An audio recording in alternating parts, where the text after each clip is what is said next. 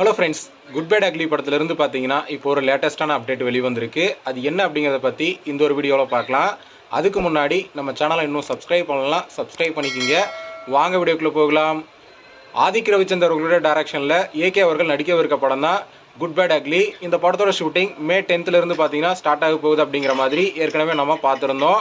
இந்த படத்தில் ஹீரோயினா ஸ்ரீலீலா நடிக்க போகிறாங்க அப்படிங்கிற மாதிரியும் பார்த்துருந்தோம். ஆனால் இப்போ வந்திருக்கிற தகவலின்படி பார்த்தீங்கன்னா ஸ்ரீலீலா இந்த படத்துலேருந்து வெளியேறிட்டாங்க அப்படிங்கிற மாதிரி சொல்லப்படுது.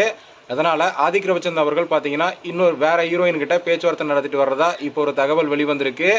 இந்த படத்தில் ஏகே அவர்கள் பார்த்தீங்கன்னா 3 விதமான கெட்டப்பில் நடிக்க போகிறார் அப்படிங்கிற மாதிரியும், மீனா சிம்ரன்லாம் இந்த படத்தில் கமிட் ஆகிருக்காங்க அப்படிங்கிற மாதிரியும் பார்த்தீங்கன்னா நியூஸ்லாம் வெளிவந்துட்டு இருக்கு.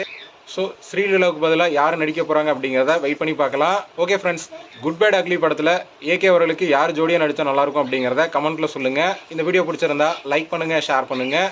இது போன்ற சினிமா செய்திகளை தெரிந்து கொள்ள நம்ம சேனலை சப்ஸ்கிரைப் பண்ணி சப்போர்ட் பண்ணுங்கள். அடுத்த ஒரு வீடியோவில் பார்க்கலாம்.